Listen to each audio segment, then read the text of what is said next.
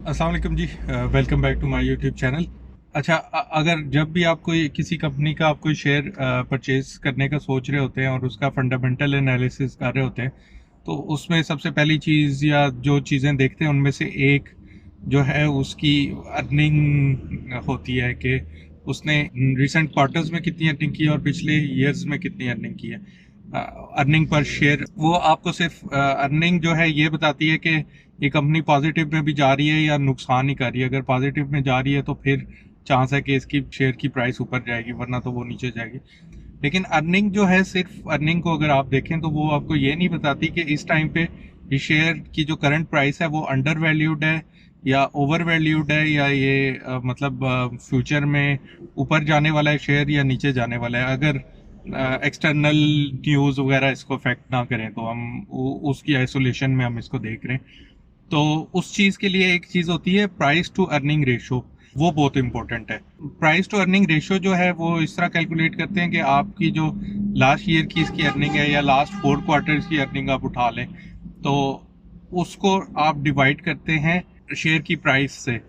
तो मसलन शेयर की प्राइस है 200 और अर्निंग आई है आपकी लास्ट 4 क्वार्टर्स की या लास्ट 1 ईयर की, पिछले साल की कर लें, वो अगर अर्निंग आपकी आई है 10 रुपीज़, तो जब आप डिवाइड करेंगे तो उसकी रेशो जो कैलकुलेट होगी वो होगी 20। तो 20 जो है एक बहुत बड़ा नंबर है। तो ये जितना नंबर छोटा होता है इतनी जो है ना शेयर अंडर वैल्यू होता है, यानी कि वो उसकी जो असल प्राइस बनती है उससे काफ़ी नीचे नीचे की प्राइस पे चल रहा है आजकल।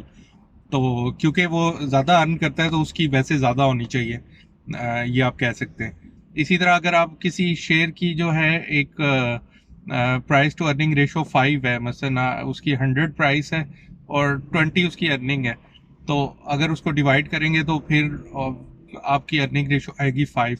तो अगर 5 है तो वो एक इतना बड़ा नंबर नहीं है। तो पाकिस्तान स्टॉक एक्सचेंज में जो नॉर्मल अच्छी जो रेशो समझी जाती है ना, वो 6 to 10 के दरमियान रहती है नॉर्मल। तो अगर स्टॉक अपनी नॉर्मल प्राइस पे हो, लेकिन अगर 6 से नीचे आई हुई है तो इसका मतलब है स्टॉक अंडर वैल्यूड है, यानी कि स्टॉक की असल वैल्यू ज़्यादा है और फिलहाल कम प्राइस पे सेल हो रहा है। उसको फिर आप बड़े आराम से परचेज कर सकते हैं इस होप से कि नेक्स्ट इसकी वैल्यू ऊपर ही जाएगी, क्योंकि ये इस वक्त अंडर वैल्यूड है। इसी तरह 11-12 से अगर कोई ऊपर स्टॉक होगा जिसकी प्राइस टू अर्निंग रेशो 12 से मसलन ऊपर आ रही है, तो वो स्टॉक ज़रा ओवर वैल्यूड समझा जाता है। और दूसरा, उस सेक्टर में अगर कोई ऑप्टिमिज्म नहीं है, उस सेक्टर में भी जो है वो चीज़ें इतनी अच्छी आगे नहीं होने वाली, तो फिर तो इस तरह का ओवर वैल्यू स्टॉक जो है वो लेना फिर ज़रा थोड़ा सा उस टाइम पे ना सोच समझ के फैसला करना चाहिए। मसलन आपको लग रहा है कि कोई कंपनी ऊपर जा रही है, जाने का चांस है किसी न्यूज़ की वजह से या किसी वजह से, और आप लेना भी चाह रहे हैं और वो ओवर वैल्यूड है, तो फिर उस केस में आप ये कर सकते हैं कि आप उसको थोड़े थोड़े पोर्शंस में परचेज कर लें, अभी परचेज कर लें और फिर कुछ अगले माह कर लें, फिर उससे अगले माह कर लें। लेकिन अगर तो वो स्टॉक जो है ऑलरेडी अंडर वैल्यूड है, यानी कि उसकी प्राइस पहले ही जो है वो से थ्रेशोल्ड से कम है, तो फिर आप ये कर सकते हैं कि एक बड़ी परचेज अभी कर लें, फिर कुछ महीने बाद जो है वो उसकी एक परचेज कर लें, फिर अगले महीने आप थोड़ी सी और कर लें। तो वैसे तो अगर आप हर माह कुछ थोड़ा सा चिप इन करके वो परचेज कर सके वो तो अच्छा होता है, लेकिन जब अंडर वैल्यूड है तो फिर आप थोड़ा सा बड़ी जो है वो कर सकते हैं, ट्रांजेक्शन बड़ी कर सकते हैं। ये प्राइस टू अर्निंग रेशो इस चीज़ में भी बहुत ज़्यादा हेल्प करती है कि अक्सर परचेज करते हुए हम सोच रहे होते हैं कि ये शेयर जो है पहले ही इतना प्राइस इसकी चली है, मसलन 80 से चली है, अब 120 पे पहुंच गई है, पता नहीं मैं अब ये परचेज करूंगा ये ना उसके बाद नीचे जाने लग जाए। तो उस वक्त ये जो एक मैट्रिक्स है ना, प्राइस टू अर्निंग रेशो वाला, ये बड़ा काम आ सकता है। अगर तो ये 4 to 5 या 5 से नीचे है फिर तो आप काफ़ी कॉन्फिडेंस के साथ परचेज कर सकते हैं। 9 के अंडर अंडर है तो फिर थोड़ा थोड़ा थोड़ा करके जो है वो करें, और फिर अगर 9 से ज़्यादा है तो फिर थोड़ा और ज़्यादा ज़रा थोड़ा सा ख्याल रख के करें कि आगे जो है वो नीचे ना चला जाए। फिर इसमें और फैक्टर्स भी होते हैं कि ये डिविडेंड पेइंग स्टॉक है या बोनस पेइंग स्टॉक है, तो फिर आप किसी और माइंडसेट के साथ जा रहे होंगे कि चलो थोड़ी सी इसकी अगर वैल्यू नीचे भी चली गई तो वो डिविडेंड वगैरह इसको वो कर देगा। तो आए चले कंप्यूटर स्क्रीन पे अब जाते हैं और कुछ एग्जांपल्स भी देखते हैं इसकी कि कौन सा स्टॉक इस टाइम पे अंडर वैल्यूड है, कौन सा स्टॉक ओवर वैल्यूड है, और इसी तरह कहाँ से ये प्राइस टू अर्निंग रेशो वगैरह के हमें मिल सकते हैं स्टैट्स?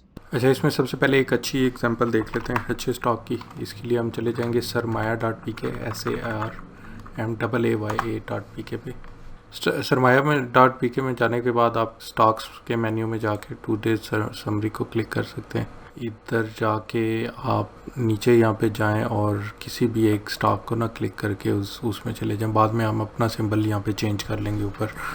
तो यहाँ पे हमने मसलन एंग्रो फर्टिलाइज़र का स्टॉक देखना है, तो उस का सिंबल हमने चेंज कर लिया।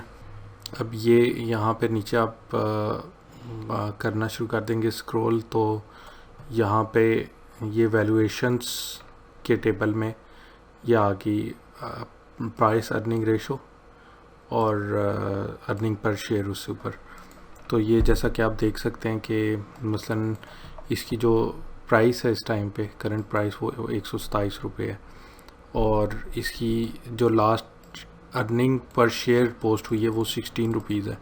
अब उसको डिवाइड करें तो ये बनता है तकरीबन 4.67। ये 4.67, अब ये जो है ये बहुत मतलब 5 से भी नीचे है।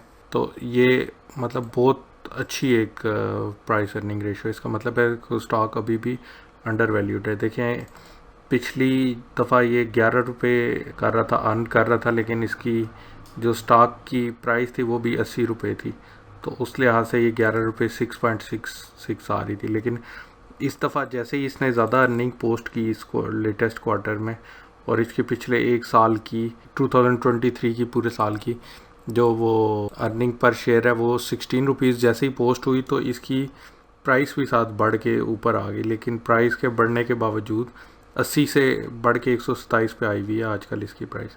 बढ़ने के बावजूद अभी भी कोई कह सकता है कि अब तो ये काफ़ी बढ़ गई है, लेकिन नहीं, ये भी और भी ऊपर जा सकती है, क्योंकि इसका ये देखें मल्टीपल जो है ना इसका प्राइस अर्निंग रेशो वो 4.67 है, जो कि अंडर वैल्यूड में आता है। पाकिस्तान स्टॉक एक्सचेंज 6 to 9 10 इतने पे चलती है, ज़्यादातर स्टॉक्स उसके दरमियान रहते हैं जब वो सही प्रॉपर उसका लेवल आता है। अभी मार्केट वैसे भी ओवरऑल अंडर वैल्यूड है, काफ़ी स्टॉक्स जो हैं वो इस तरह की रेशो पे चल रहे हैं। इसी तरह की एक एग्जांपल जो है वो मैं आपको DCR दे देता हूँ। अब ये देखें, DCR की जो अर्निंग है वो भी ये अर्निंग पर शेयर 4.08, ये पहले की निस्बत बढ़ी है आहिस्ता आहिस्ता, लेकिन पिछले कुछ अरसे से इसकी स्टॉक की वैल्यू इतनी नहीं बढ़ी। तो ये इसकी जो प्राइस अर्निंग रेशो है ना, ये भी कम पे आई हुई है 3.35। ये तो होगी दो ऐसी एग्जांपल्स जो कि शेयर्स अंडर वैल्यूड है, और इसको देखने से हमें लगता है कि हाँ, ये हमें इस प्राइस पे भी जिस पे है ख़रीदा जा सकता है, बहुत अच्छा होगा। इस टाइम पे ये है 13 रुपये का। इसी तरह एक ओवर वैल्यूड की भी एग्जांपल मैं आपको दे देता हूँ।